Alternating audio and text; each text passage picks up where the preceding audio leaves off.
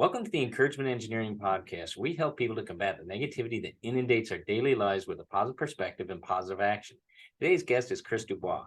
Our guest today is an Army veteran who swapped the military marches for marketing metrics. He has played detective with industry titans, learning from top business professionals and uncovering their secrets to success.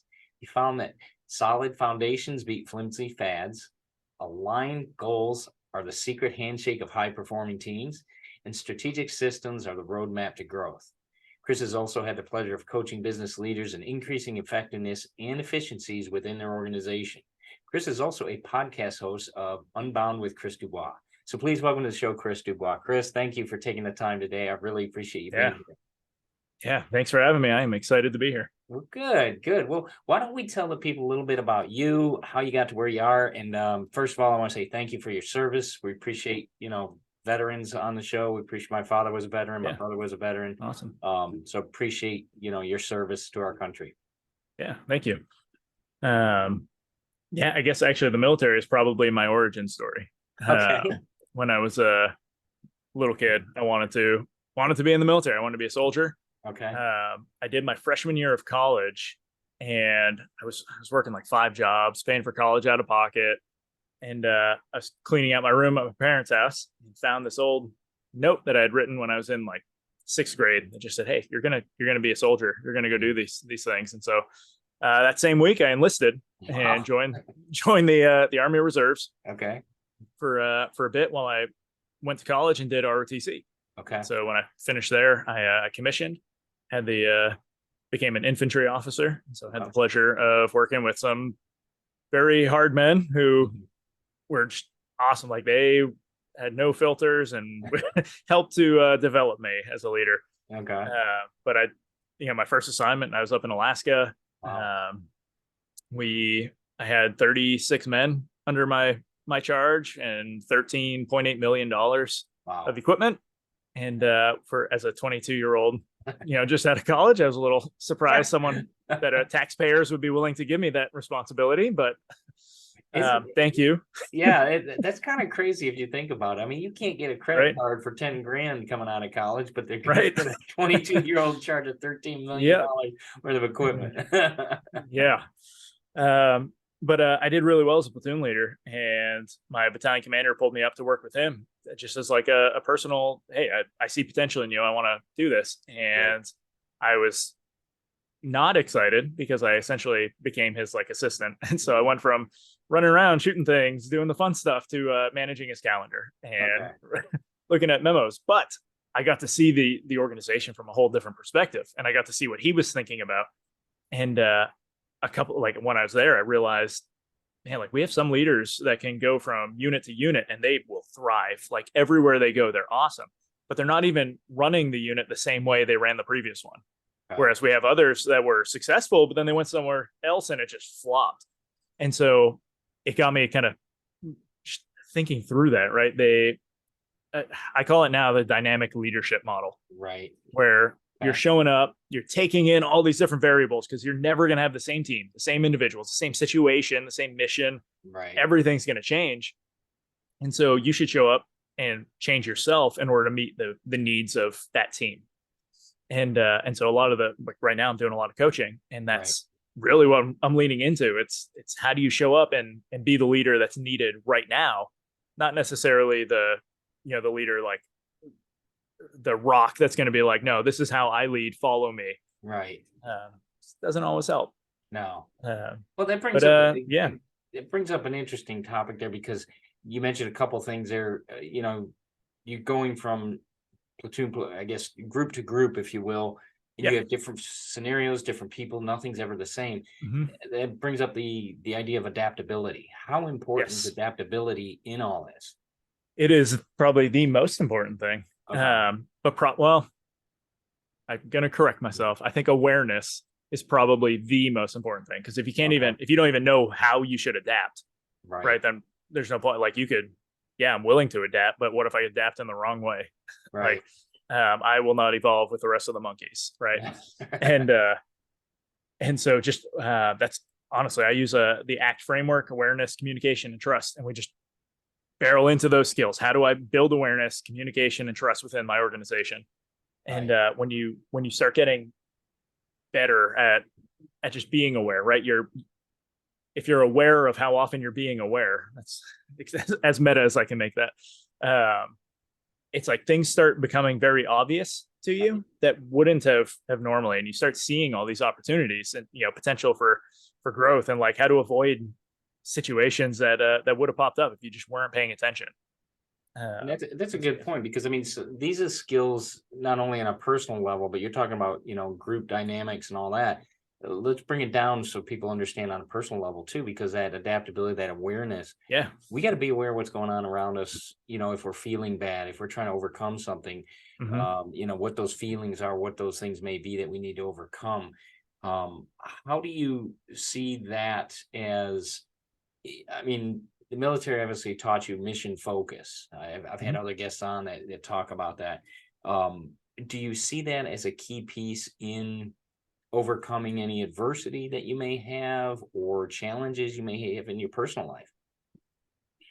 Just the act of being aware of your own situation. Then you have to take action. So what are some of those things you might do? Being aware and then taking to action. If you can give us some examples, maybe you've done in your personal life or seen people do in their personal life.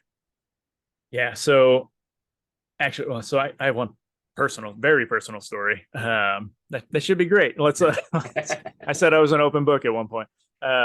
Oops. Yeah. When I was 21, I think, back in like 2011.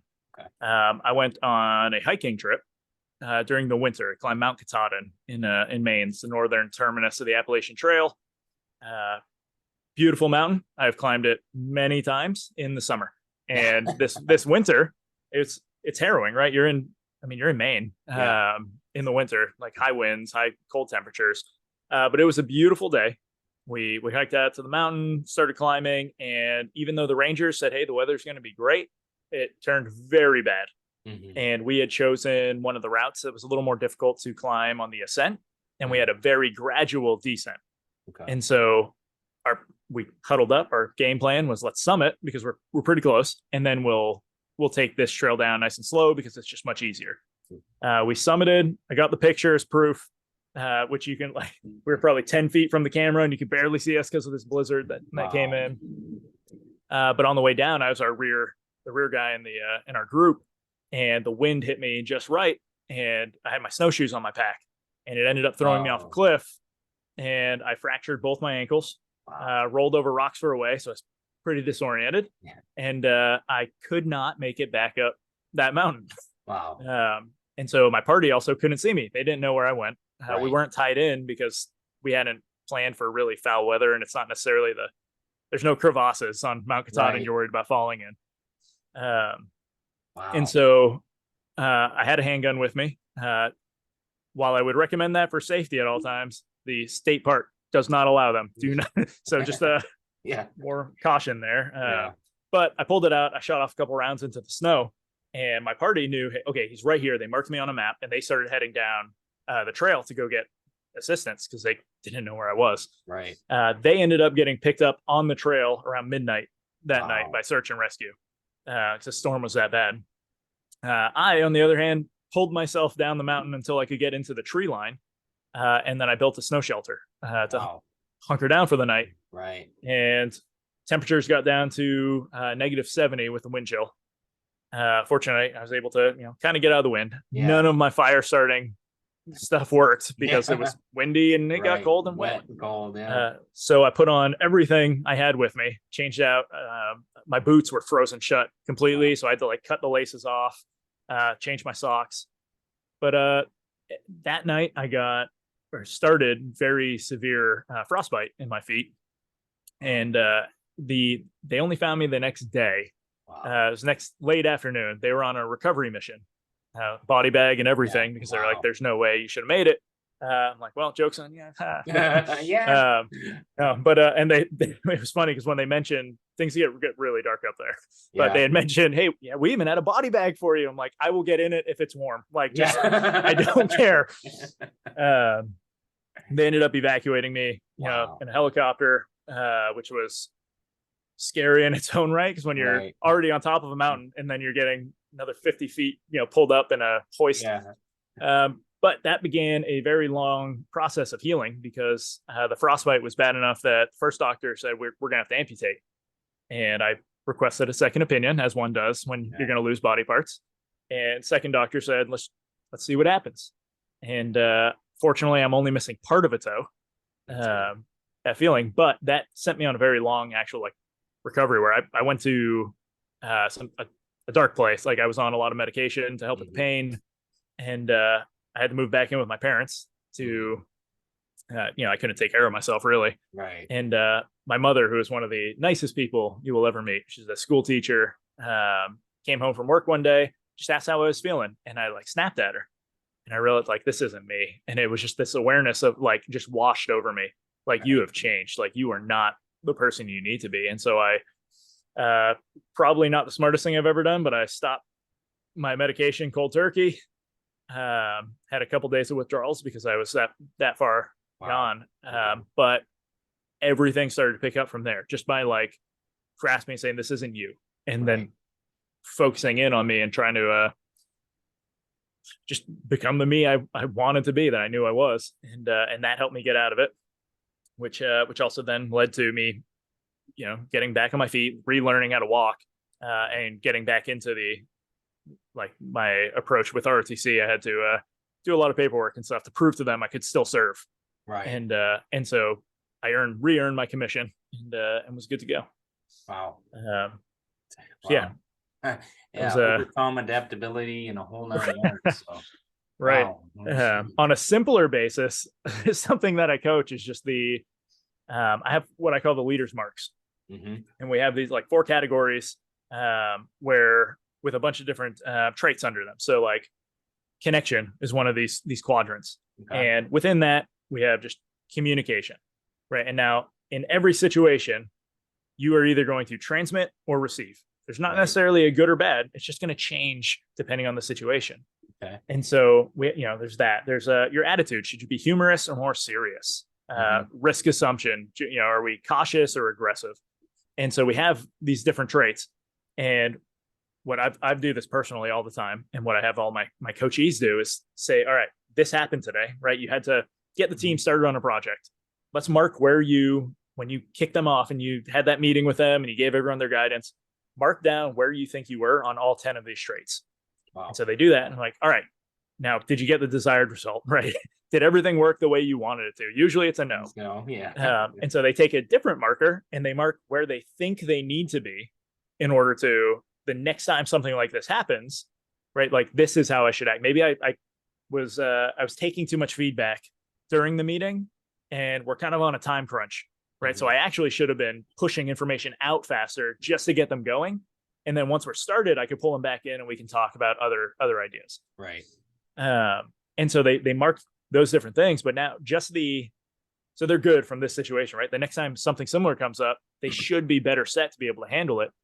But at the same time, just by thinking through these traits every time, they're becoming more aware, and it's becoming second nature to just be thinking about, how am I approaching this? Right. It's not just a blanket. Just let me see what works. Right. It's well, no, I'm being very deliberate in how I'm approaching these situations now. And so it's just a lot more fun, really, because you end up getting better results all the time. Well, that brings up an interesting scenario, because with your personal scenario and what you talk about, that talks about your foundation, because it builds that strong foundation. And it's interesting because you talk about having a solid foundation. And some of those, I guess, those principles, like you said, your awareness, your adaptability, your attitude, your mindset, and learning. Do you think learning is a key piece of the foundation? Yeah. It'll be a sad day when I stop learning. And so I mean, everyone, we have, there's a lot of different ways. Growth is the most important thing. Your growth rate is probably the most important thing in your life. Because if you can constantly be growing, you are constantly going to be improving all of the things that you actually want to be working on, right? Your family life is going to get better if you're growing. Your career will get better. Your personal, just being able to sit down and relax. If you're growing appropriately, you're going to be able to even enjoy your relaxation time more. Yeah. And it's just because you're getting better at doing these things. You're getting better at prioritizing, at just knowing how to approach certain situations. And so I like using what I call life formulas Okay. to kind of simplify ideas. Okay. Right. And so and I got a lot of them, but my one for growth is knowledge times execution. That equals growth. And so you can sit there and you can read all the books that you want, right? And collect all the knowledge that you want by reading these books. But if you're not going out and actually applying it, executing, then you're not actually growing. You're just collecting knowledge to do something with, right? Like educated idiot is, Jim Rohn used to say, right? Yeah, it's funny because I listened to Darren Hardy, his Darren Daly's every day. It's a daily motivational type talk that he gives. And he talked about that same thing. It's like, you've got to execute on the knowledge. Go out there and read fewer books instead of, reading people brag about how many books they read, but they're not executing on them. Right. Being part of the military, I think execution is, a key factor there. Like you said, you can plan for missions all day long, but you got to execute when the time requires it to do that. Right. Is that a key discipline that's ingrained in you, or how do you teach people to build that? Because a lot of people outside of the military don't have that.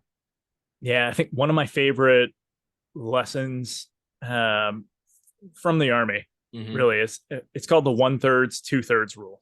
Okay. And so we know when we have to start a mission. We're always told, like, you will, leave, we call it the line of departure. You are going outside the wire, you're going into enemy territory at this time.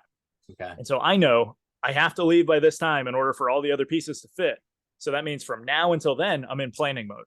Okay. But I can't sit in planning mode that entire time, because we also have to get ready to execute, right? Like, if I'm just planning right up until the last minute, we're not going to leave with all the equipment we need. We're not going to leave like having talked through the plan.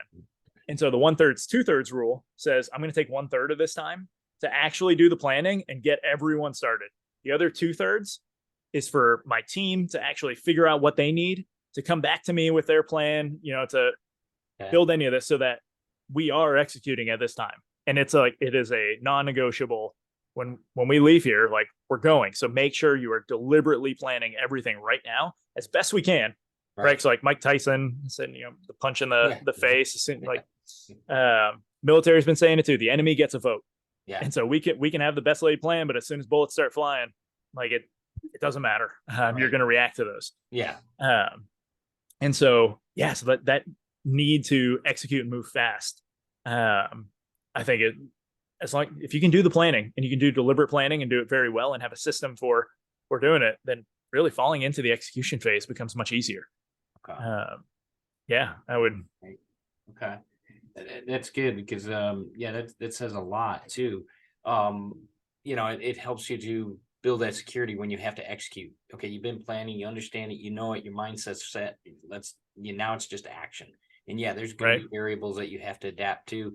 That's part of your adaptability. I mean, you're going to have to duck when the bullets start flying. You have to get down. You have to get up. You have to do different things. So, definitely. Well, and even in life, right? How many people are working a job right now that they hate, and they're lining up the pieces to be able to go off and do their own thing, right? And they're going to keep lining them up year after year, just hoping it perfectly matches. And it's like, no, give yourself a date. Say, I'm going to do everything I can to get set up by this date, and you'll be amazed at how much better everything works. Right. And then you pull the trigger, execute.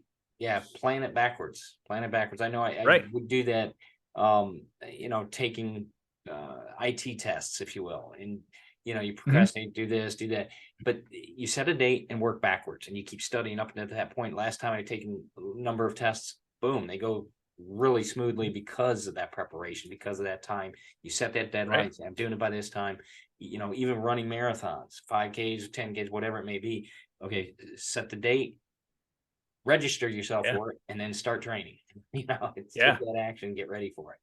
Right. It's actually another life formula that I use. It's for laziness, and it's low stakes plus a lack of purpose times your energy level.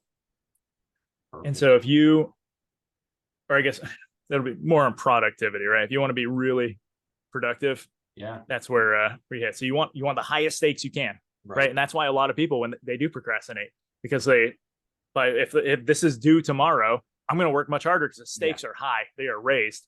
Right. If you have a strong purpose, then it becomes much like if you have that mission that you are just committed to, you love what you're doing. It's way easier to show up. Like you don't even have to think about it. You're doing it. Right. Right. And then that energy level, like, I mean, you're multiplying by this energy level because like, if you're always tired, right? You're not sleeping well, you're sick. Like it's really hard to find motivation.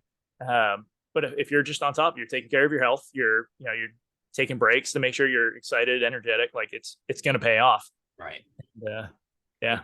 And that brings up you mentioned health. I think that's a critical one for people to understand too, because that's another foundation, if you will. We're human beings. We got to have health to be able to do anything, whether it's a goal, whether it's a normal activity, walking to the mailbox. You've got to have your health to be able to do that. What are some ways that people can help to focus? I mean, the military trains you how to be healthy, if you will, to some extent. What are some ways people can put that at the forefront? So that's part of their firm foundation. Because I think our society today really is, they're trying to do that. You hear a lot of ads, you hear, different diets, all this other stuff. But what are some key principles you think might help people to stay focused on that? Yeah. So what I like doing for myself is just take what is the minimum I need to do just to be okay, right? Just to be healthy. And 3 categories: really: eat, sleep, and move. Yeah. And like the performance triad is actually what the Army calls, or the military now calls it, I think. And if you can just do what's the minimum, like if I'm going to be eating, right? I don't think it's bad to have a bowl of ice cream every now and then. But if that's the majority of my calories I'm taking in, we might have a problem and some lactose issues. But like, what's a minimum I need to be doing? Like, how much protein should I be taking in, right? For me to feel good. Like I personally know I can't, like, if I have too many carbs, my joints start to swell up. I don't feel as great. But like I got a buddy who can just crank through carbs. Like he's eating everything. It doesn't matter. It doesn't bother him at all. And so like, it's very personalized to me, but the same for movement, right? Like I love to do these exercises. I can jump on a call and just go walk around my yard and feel good. Just like getting some sun, walking around, moving. Right. If like for me, that's enough. For someone else, it might be, hey, I need to run at least a couple miles, get my heart rate up above 150 in order to feel like I good and I did something today. Right. And then sleep is probably the most underappreciated. Yeah. Especially like once you have kids, like everyone, then you're like, oh, I get it now. Yeah, exactly. I kept saying it, people say, oh, you should get sleep. I 5-6 hours is my eyes just open, but I always say I'll get enough sleep when I'm dead. Yeah, you will. So, but at the same time, it is a important factor in whatever you need to do. So that's very important. So yeah, it's good to know. Now, what is it's interesting because some of the things you talk about and some of the people that I've seen, quotes about you or references about you, they talk about that you get into the weeds and you're getting your hands dirty. I see that integrated, get in there and get it done, if you will, get her done attitude. Is that you personally, or is that what you've been taught? So my parents instilled in me like very young to like work, do the hard work. So I have a strong work ethic because of that. Like I said, when my freshman year of college, I was working 5 jobs to make sure I could pay for it. And I was, that was a little too much. Yeah. That's no sleep. Yeah. But I realized too, like when I was in the Army, so like my first assignment in Alaska, right? Like we get a lot of snow. It's cold out all the time. And I was one of the first guys in the office every day because that's how I woke up. I'm going to go to work. Nobody in my family's awake. It's not like I'm hanging out here. But I would go in and the soldiers were always tasked with like shoveling the sidewalk, right? Make sure it's clear so that when everybody comes in for the day, it's good to go. And the unit just has this like good appeal to it, right? It looks like you have discipline in this organization. And they would rotate through who was actually shoveling the sidewalk. And if I got there before everybody, I would shovel the sidewalk. Right. Like I'm here. Why would I not do it? Right. And that's not something that a lot of leaders have. Like I didn't realize it until even much later, like for these guys, like my soldiers appreciated it, but nobody really made a big deal out of it. Right. But when I took over company command, my unit was doing a PT test. So it's, Right. 2 minutes push-ups, 2 minutes sit-ups, and a 2-mile run. Super simple. It takes less than 20 minutes. And I showed up to take it with them. And they're like, "Sir, what are you doing?" What do you mean? What am I doing? Like, Yeah, we're doing a PT test today.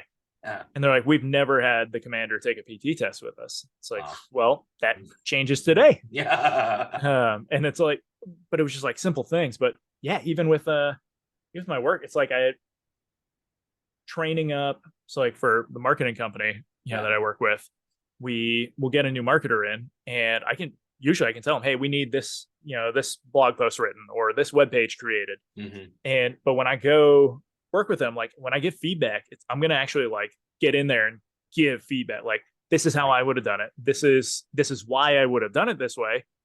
This is why it usually works out.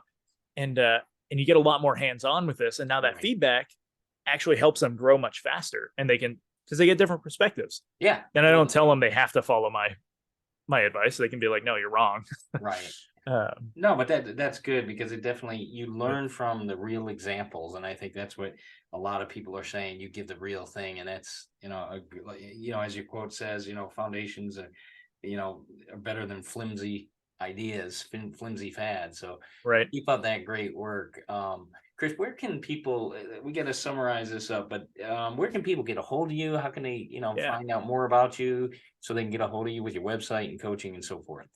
Sure. So if you want to talk coaching, leadingforeffect.com. You can find everything that I offer there. Otherwise, connect with me on LinkedIn, Christopher DuBois. And I did just launch that podcast, as you mentioned, Unbound with Chris DuBois. I'd love it if anyone give a listen. Give me some feedback. I'm a glutton for punishment, so I like hearing what I can do better. Well, that's great, Chris. Thank you for taking the time today. I'll make sure I post all that information in the podcast, in the recording notes and so forth, all about your podcast as well as your website. So we'll make sure we get that in there. But Chris, I wanted to thank you for taking the time today, for being a guest on the Encouragement Engineering podcast. I really appreciate your time. So thank you. Thank you. This was fun. Good. I'm glad. Yeah. You have a great one. Thanks. You too.